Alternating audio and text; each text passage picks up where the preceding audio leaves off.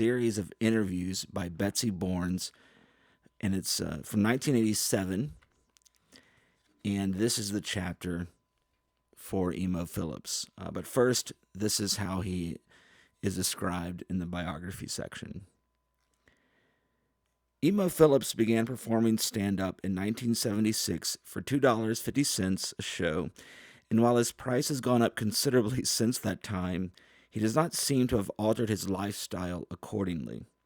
Dressed in what seem to be hand me downs, and that's putting it euphemistically, he traverses the country nonstop, accompanied only by an aging trombone with a big EMO taped to its side, and a stand up act that's the comic equivalent of a Martian landing, like nothing you've seen before or will ever see again. He speaks in a sing song voice and sings in a speaking manner, almost always about something very, very strange. Something, in fact, exactly like this. I was walking down the street one day and something caught my eye and dragged it 15 feet. This is Portrait of the Comic as a Young Ham. Some careers are things that people just fall into. Others are more indigenous to the individual, as opposed to being chosen. They choose the person. For example, many confused youth has happened upon the insurance business. Something like sword swallowing, on the other hand, tends to involve a higher degree of planning. The act of sticking a lethal object down one's throat to make a living is not by any means an obvious work option, and in this sense, stand-up comedy is very much like it. One doesn't ever suddenly find oneself on stage telling jokes to strangers. In the most passionate cases, the decision to become a stand-up is an obsessively premeditated one, and in the least passionate examples, it's still far from an accidental choice. The reasons for a person's deciding to become a stand-up may even be traced to childhood. Comedians' childhoods, unlike those of most grown-ups, are not lived through and discarded. They are, like all other available life experiences, rewritten in humorous terms and performed in front of an audience. This practice makes the analysis of a comedian's youth possible if done through their work, in many cases, only in an abstract sense.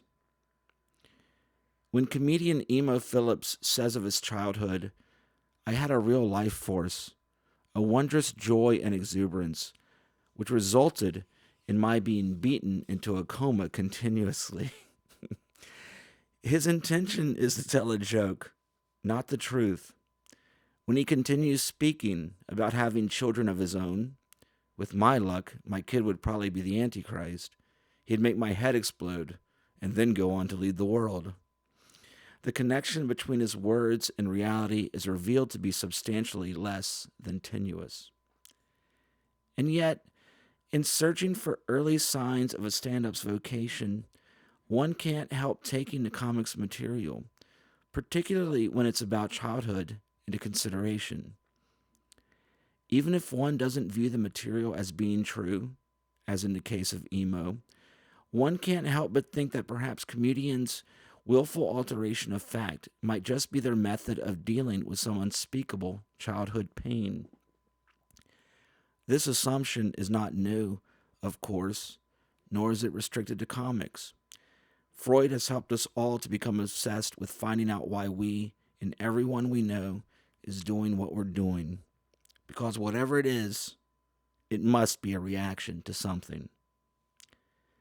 The search for a comic's roots is usually fruitless if one uses jokes as an indicator of reality.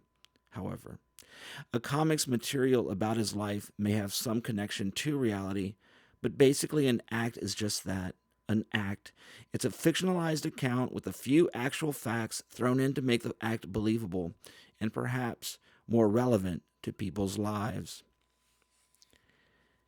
Emo says that, as a child, he was horribly shy, which is probably true, but the reason for saying it is to use this fact as a point of departure.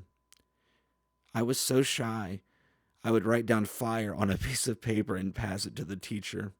I never said anything at all. Well, sometimes I'd insult the bullies, and they'd beat me up. Then I'd insult them again, and they'd beat me up. I never really determined the cause and effect. The same principle is in operation when he describes himself as an unusual kid, or when he talks about his father. My family was very nice and loving, except my dad. I'd insult him. He'd chase me with a kitchen knife, and I'd go running out of the house. It was a constant scene. My father was like a rhinoceros. He'd charge and then forget why he was charging. The most dangerous thing about the anger was the first 10 seconds.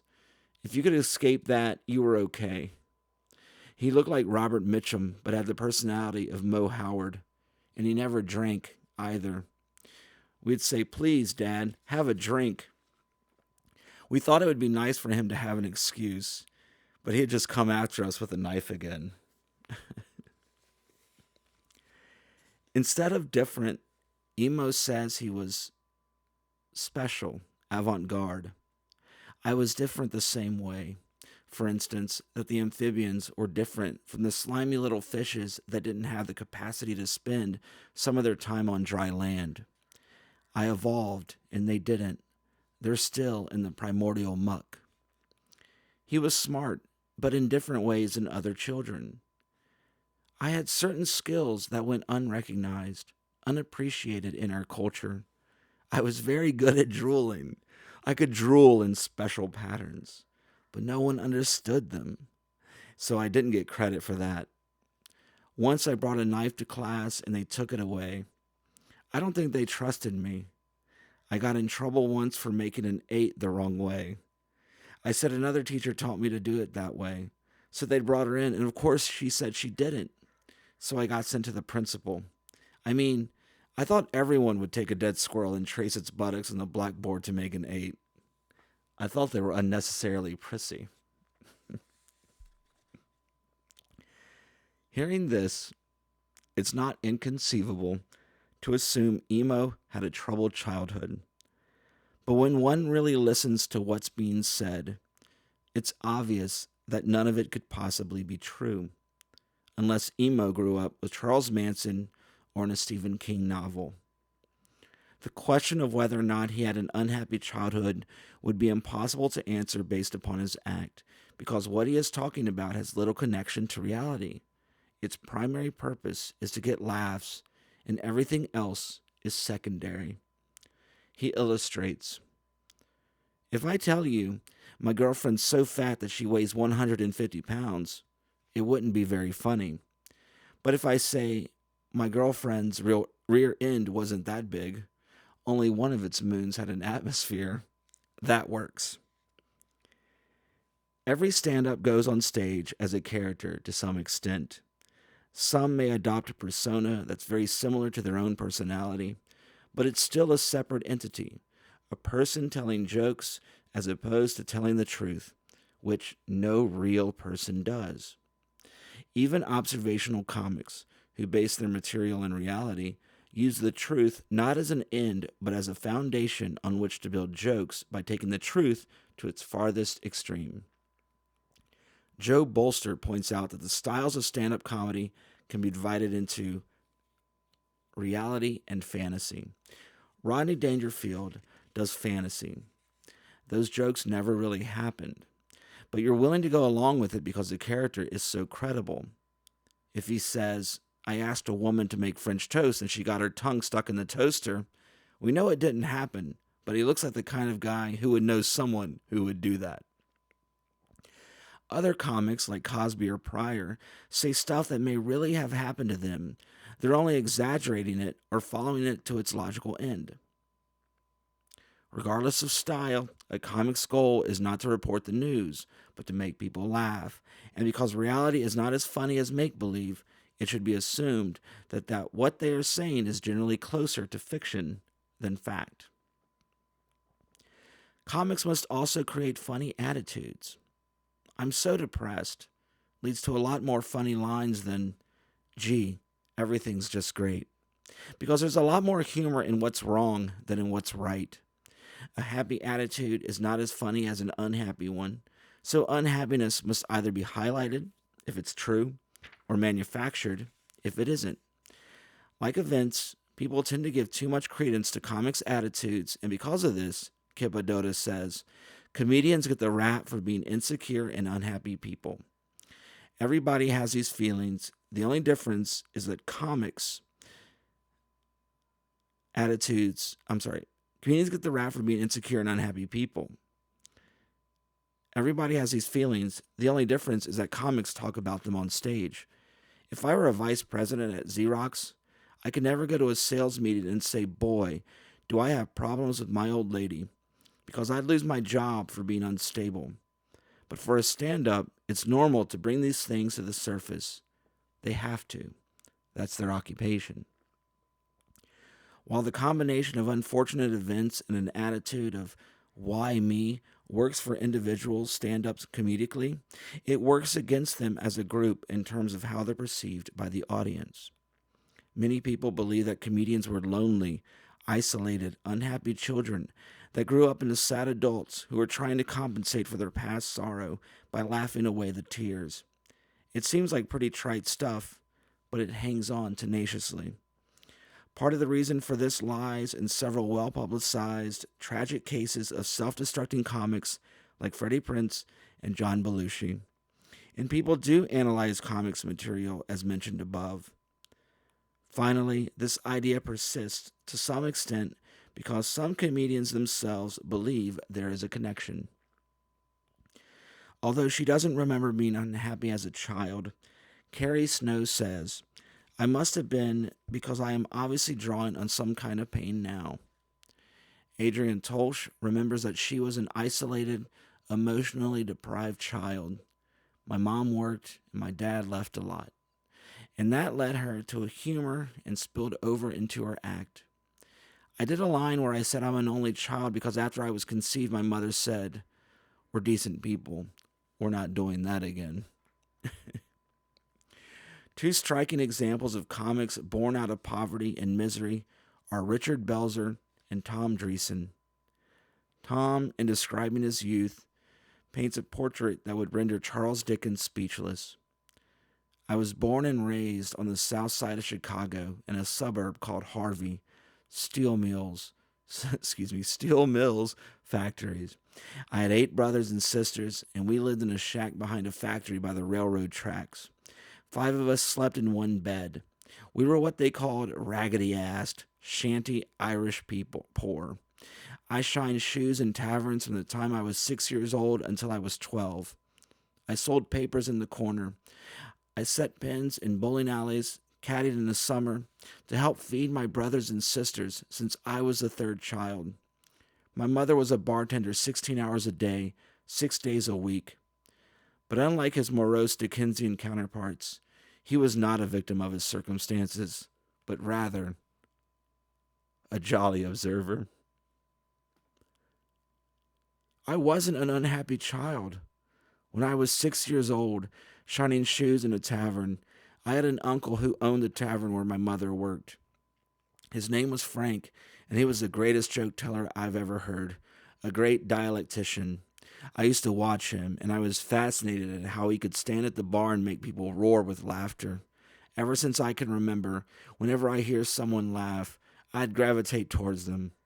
I wanted to hear what was making them laugh. Today, while he often thinks and speaks about his underprivileged childhood, his material and comic persona reflect not a trace of latent bitterness or pain. Richard Belzer, on the other hand, speaks much less frequently about his childhood, but his own stage persona seems to reflect an edge of anger that years of comic catharsis appear only to have sharpened. He says that, in addition to being beaten consistently by his mother, he was raised in poverty and misunderstanding. I guess I was a bad kid, but I'm not sure what that means. I grew up in a government project in Bridgeport, Connecticut, called Marina Village. It was built during the war for poor families. We gradually moved out of there into a house in the suburbs when I was 14. It was an American success story. My father became very successful in business, but I remember when we had nothing. Hypersensitivity is often a result of painful childhood experiences, as veteran comic Phyllis Diller explains. What happened to me in my childhood was very simple. I had very old parents, and I was an only child, and that alone often produces a very sensitive child, because then things start happening to you that don't happen to a child who's born into a young family or one with siblings.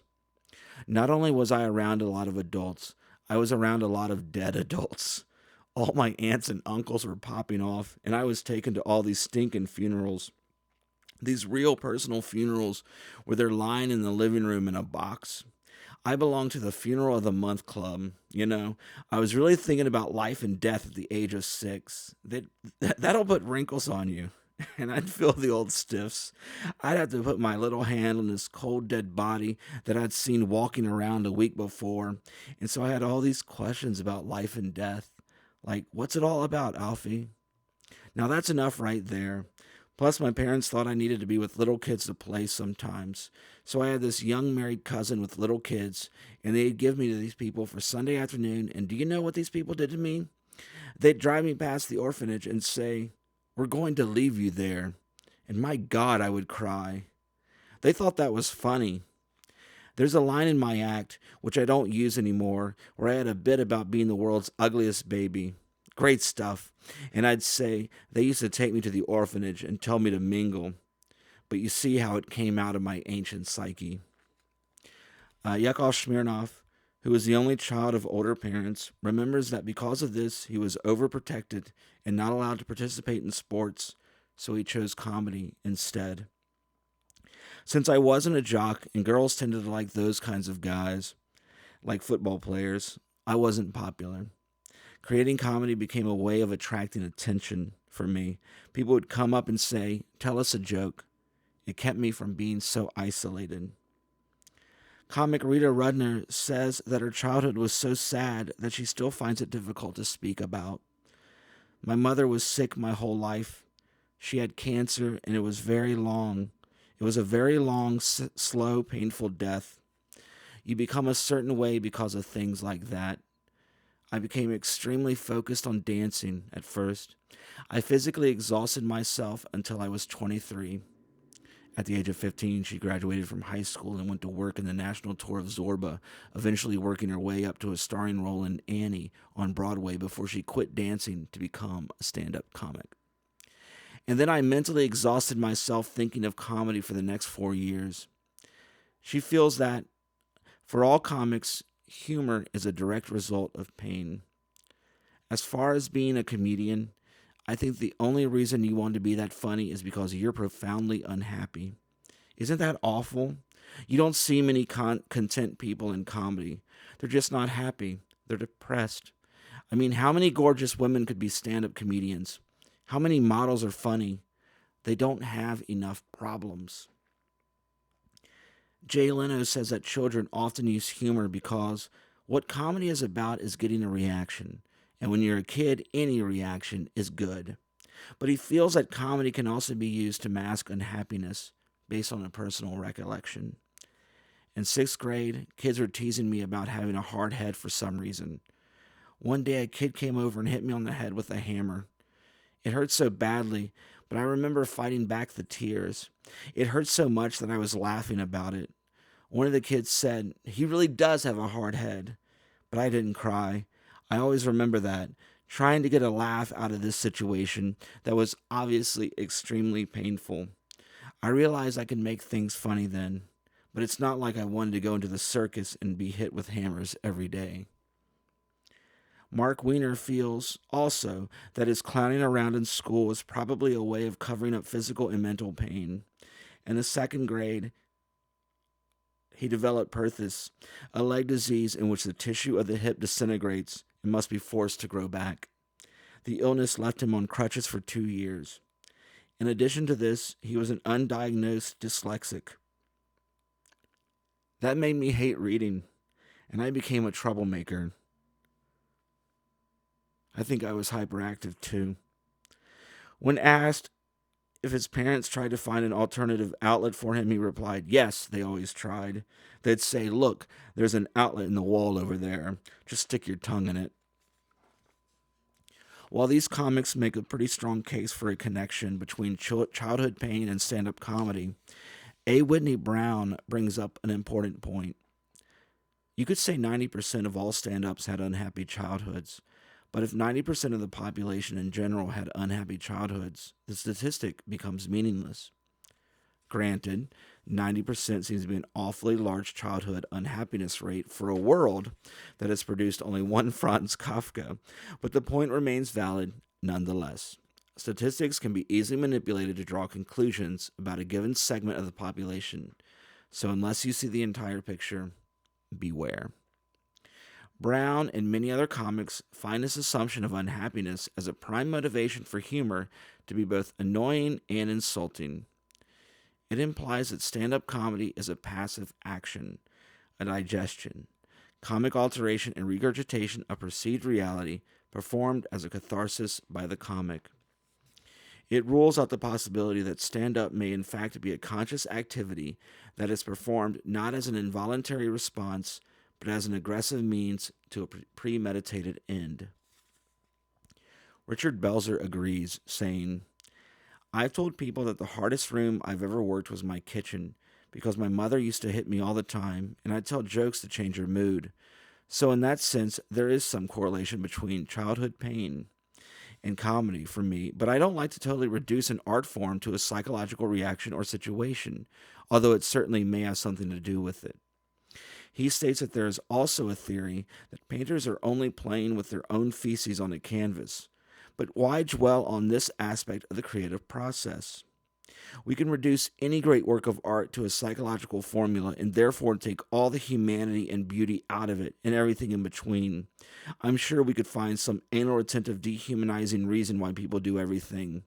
I mean, Reagan bombed Libya because he wants to get a hard on, but so what? Then there are those comics who lies refute the painful childhood theory. According to Larry Miller, he was a good kid with a very fortunate upbringing. I wouldn't change a thing. I couldn't ask for more adoring and supportive parents. I loved high school. I had great friends. I was exuberant. I didn't consider myself inhibited by anything. I was a good athlete and involved in all sorts of activities. David Brenner had a similar recollection. I never had an argument or fight with my parents. Mine was a great family. I was very popular with my peers. I was class president from 4th grade to 12th. I was the gang leader on the corner, and I was the most popular kid in the neighborhood. Perhaps it would be more accurate to say that, instead of comedy developing only as a result of great unhappiness, it is a talent which, if discovered at an early age, can be used by the child as an alternate means of coping with problems. In the case of young Brenner, few things went wrong, but when they did, humor was the method he used to solve his problems. Like young boxers who discover early that powerful punches solve their problems best, young comics to be find that humor is their best defense. Brenner says that while he was a relatively good-looking, very popular kid, I went away for one summer, and when I came back, I went from 5'6" and 100 pounds and 126 pounds to 6 feet and 126 pounds. None of the clothes fit, and I'd broken my nose a couple times that summer, so I had the bump I never had before then. Before that, I had always been funny, but after that, I became funnier. In Brenner's case, he was aware of comedy at a young age because it was stressed at home. His father had been a vaudeville comedian, but in most cases, the child discovers comedy on his own. Sometimes this can happen by accident, but most of the time it happens through a child's early recognition and development of some inherent talent, the knowledge that he can be funnier than other kids and use this talent to his advantage. I've always had a good head for remembering stuff that got reactions, Jay Leno says. I remember the first joke I ever got a laugh with. I was in 2nd grade. It's the first time I remember ever getting a laugh saying something that was genuinely funny as opposed to kid stuff. The teacher was telling us about Robin Hood and how the sheriff of Nottingham was so mean. The common punishment then was to boil people in oil. I put my hand up and said, "They can't boil Friar Tuck." She asked me why not, and I said, "Because he's a friar." It got a big laugh. The teacher said, "All right now, Mr. Leno." But I remember she smiled and let it go by. In fourth grade, we were looking at a slideshow of Egyptian mummies, and at the bottom of the mummy it said BC 2050 or something. The teacher said, "Does anyone know what those numbers mean?" And I stood up and said, "That's the license number of the truck that hit him." That got a big laugh. As a child, Paul Provenza remembers using his comic ability to transform painful experiences into funny anecdotes. I remember doing routines for my aunts and uncles. I tell one story about getting the shit beaten out of me in school. It was sad, but I made it very funny. Jay Leno described this comic view of life, held by certain children, as a form of tunnel intelligence, something like the idiot savant syndrome, or a special, very specific ability to see and remember things of a comic nature.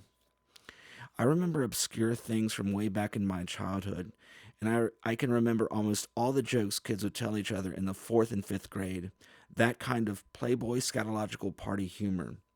Occasionally, when I get in a very unsophisticated situation, in a small town garage talking to the attendants, and they're looking at me like I'm Mr. Hollywood star, I throw one of these generic scatological small town jokes out, and suddenly I'm one of the guys. I could almost do a half-hour act of those jokes if I had to. They just stick in my mind. Richard Belzer believes that he was always funny. At the risk of being corny, I could say I was born funny. Like many comics, he was aware of his intelligence as a child, but refused to direct it through the acceptable channels. In school, I was only as smart as I had to be. I was told at an early age that I was very intelligent, and so why wasn't I getting better marks, and why wasn't I a better person? That was the biggest mistake they ever made. It made something click in my mind. If I could do whatever I wanted, why should I break my balls in school? When I'm through with school, I'll do whatever I want. So I only worked enough to get by, knowing I was very intelligent.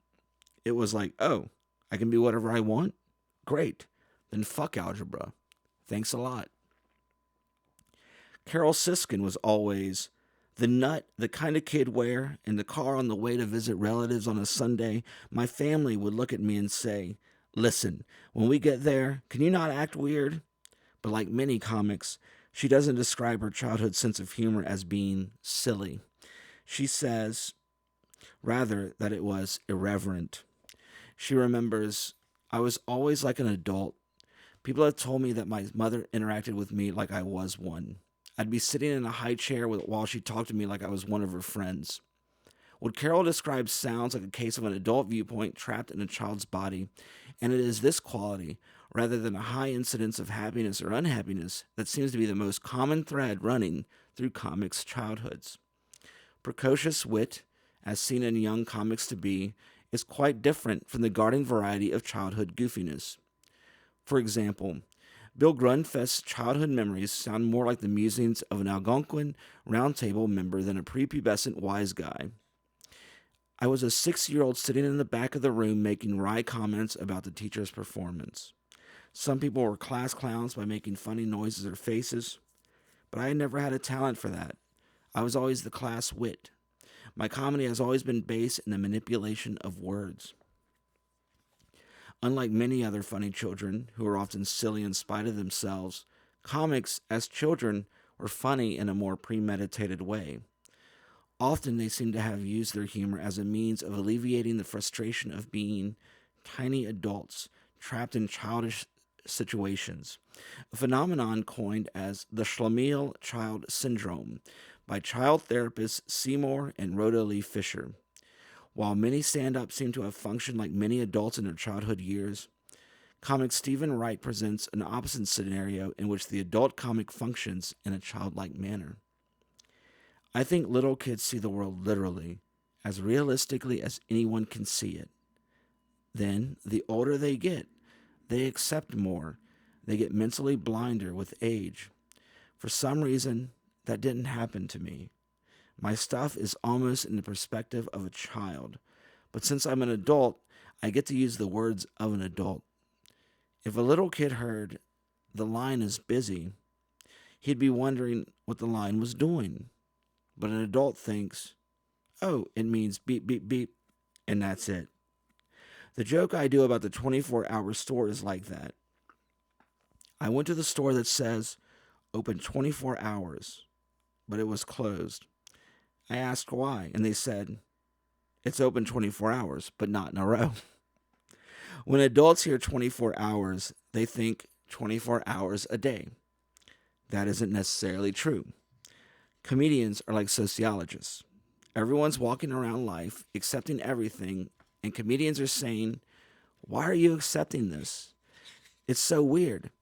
Everything is so strange." But you get used to it. It's so weird for so long that you think it's normal, which is not right. A. Whitney Brown, who learned to read at the age of 4, says that much of his wit came from boredom at school. In the first grade, they gave us books, and while they were talking, I'd read them all. By the end of September, I'd read everything. By Halloween, I'd read them 5 to 6 times already. I'd just sit in class waiting to make wisecracks. A. Whitney describes himself as a loner during childhood, isolated because he saw things in a different way. Although this doesn't seem to be a common trait among child comics. Many said that they felt most comfortable with a few close friends, not unlike most children. And in the case of those who were already developing an interest in comedy, these friends were usually involved in it as well. Jerry Seinfeld recalls that, "I always wanted to talk about things, to get into things in a different way than what people were doing at that age. The social experience was never as interesting to me, although I certainly felt painfully left out. But I wanted to talk about other things, like Jonathan Winters. Isn't it great the way he does this bit? So I'd make friends with the real outcasts, because they were grateful for any kind of contact. They'd discuss anything with me. I felt more comfortable around what would be generically called the nerds." Still others, like Carol Leifer, were content to entertain themselves alone while honing their craft. As a child, Carol was very shy. "I spent a lot of time alone in my room performing to an imaginary audience. During this time, she became so comfortable with the idea of opening up to the audience that today, in front of a real audience, she surprises herself. Sometimes I feel more comfortable talking to a bunch of strangers about personal stuff than to a friend. It's strange. When I sing in my act, people ask if I've ever had singing lessons, and I want to say yes, in my room. That's where all my training was. That's where so much of my rapport with the audience comes from. When I'm on stage, it's me back in my room. But they're there now." While few comics recognized as children that comedy was going to be their vocation, some remember early glimmers of awareness, like their fascination with certain comics, or watching entertainers in a different way than other children. "I forgot about this until recently," says Jonathan Solomon, "but when I was little, I was fascinated by comedians. I found this card my father gave me for my birthday when I was 10 that alluded to my wanting to be a comedian. I was into Bill Cosby. I'd play this album over and over, and I could imitate him perfectly. When I was 10 in camp, my nickname was Cos because I talked like Cosby all the time and did his routines." Kathy Ladman remembers, "When I was 8 years old, I used to listen to this album, Nichols and May Examine Doctors, over and over. I knew it by heart. When my mother came into my room to listen to me do my prayers, I'd do a selection off the album for her." That was a significant age for Jerry Seinfeld, too, apparently. "I think it was in me to do this since I was 8 years old. I watched comedians on Sullivan. I watched Winters and Skelton with a different look on my face than other people did. I was absolutely transfixed by them. It was always a thing I wanted to do, but I never thought I would. It was like watching people on the moon, and you think, I'd like to try that, but you don't think you will. It was that deeply embedded a fantasy." Larry Miller says that kids often aren't aware of their differences. He thought everyone reacted to watching movies the way he did, transfixed by the magic of them, and wanting so excitedly to tell everyone, listen to this piece of music, watch this scene. I thought everyone lived like that, and of course they don't. Stephen Wright, whose unique, surreal approach to stand up has created a new comic genre, remembers watching comedy as a child, but I never analyzed it, ever. I just liked it. And I didn't think that's what I wanted to do until I started watching The Tonight Show year after year. I don't know why I focused in on stand up comics because I was a fan of all comedy in general, but I did. I focused in on the concept of one guy out there alone. When I was 15, I decided that's what I wanted to do. That was my dream, to be a stand up comedian and eventually go on Carson. While he didn't begin writing jokes as a young child, he recalls an early fascination with them. In second grade, for show and tell, you could go up in front of the class and say anything. I used to watch the Jackie Gleason show with my father every week, and so when I was 6 years old, I went up and told a joke from the show. A cop stops this guy because he's going up a one-way street, and he says, "Didn't you see the arrows?" And the guy says, "I didn't even see the Indians." I said that, then I went and sat down. His actual joke writing didn't begin until high school, he says. One of my earliest, weirdest jokes is one I have on my record. I thought of it in 10th grade, about the guy who tried to learn Spanish by listening to an album in his sleep, but the record skipped, so the next day he could only stutter in Spanish. Paul Provenza remembers a specific incident in childhood that crystallized, in his mind, the power of comedy as a means to obtain attention and love. I was about 10 years old, he says, and our family went to the Dunes Hotel in Miami, and Tubby Boots was playing. I don't know how many hundreds of pounds he weighs, disgustingly fat.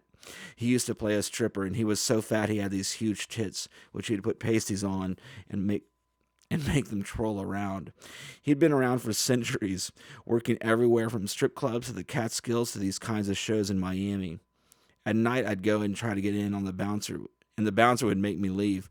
But one night, I hung around outside the door. It was a glass door, and there was a black velour wrap around the whole room and on the door. Every time the door would open, I'd peek in and see what was going on, and hear the laughs, and the bouncers would be trying to block me from looking. I was so fascinated by the whole nightclub thing. So one night, the bouncer left for a minute, and I quickly snuck in and went under the velour. I stood between the velour and the wall, worked my way around, and got to see a good portion of the show. At the Dunes, everyone ate in the same room, the showroom, from a big buffet table. Tubby used to eat all by himself at a big table covered with food. He was like a freak show. Then, when I saw his act, I remember getting the feeling that this guy, who was so disgusting and always alone, like if he lived on your block you'd hurry when you passed his house, could go on stage and people would cheer and applaud and tell him he was great. I thought, holy shit, there's something strange going on here. While he doesn't recall any specific fascination with watching stand-up, Paul Reiser says that his childhood interest in comedy was channeled through schoolwork. In the third grade, he remembers rushing home eagerly to work on compositions because he knew they would be performed before the class. I'd put some jokes in, some inside stuff only my friend would get. That was really my first stand-up comedy. He says that then, as now, he responded well to things that were fathomable to him, like homework that either involved humor or had some finite boundaries. Like, okay, so I read these 8 pages and answered these 4 questions. Great. That'll take me up to 4:30, and then I can watch Superman. Okay, fine. But if it was something beyond me, I'd get lost. That's still my general pattern. I'm very systematic and obsessive about trying to maintain order, but then I lose it. I don't keep a room clean. I'll be sloppy, then clean it all up, starting from scratch. New notebook syndrome. Whether or not young comics functioned well in school, virtually all of them were intelligent children and knew that they were regardless of how parents and teachers viewed them. Carol Siskin remembers she was a good girl who didn't give her parents any trouble, but her good grades were all set because she was always clowning around and wouldn't get on the honor roll because I doubled the cookie recipe to be funny in home ec and gotten an F. David Brenner agrees that while most comics are probably disciplinary cases, he was expelled over 200 times, they were also intelligent. You've got to be bright to make fun of something. There are a few who are really dumb, but I think comedians are generally of above average intelligence. He says that he hated school, but continued through college because he came from a family where it was important. I was very tenacious in college. That's why I graduated with good marks and I had a photographic memory in school, but I have always disliked formal education. From the first day of kindergarten until I walked out of the university, I hated it. You know why? I was always chastised for being funny. What I'm making all my money on, how I'm taking care of my family and friends. All the wonderful things that have happened in my life come from the ingredient I got thrown out of school for. Alan Havey remembers a creeping sense of disillusionment that first bred anger, but eventually metamorphosed into something quite different. I goofed off a lot and made terrible grades, and I felt I saw things differently than other people did. I knew that school wasn't important, or being raised a Catholic. There was more to the universe than God or heaven and hell. I sensed it at an early age, and a lot of my anger comes from that, from having adults push things on me. Adults don't have that knowledge you're told they do. I knew I was funny and that I'd be funny, even though teachers told me, you can't be funny all your life. But even then, I knew they were wrong. His childhood memories, like those of many young comics to be, revolved around a then vague concept of having watched his young world from a third person omniscient point of view. In adulthood, this viewpoint came more clearly into focus and eventually took on a name: comedy.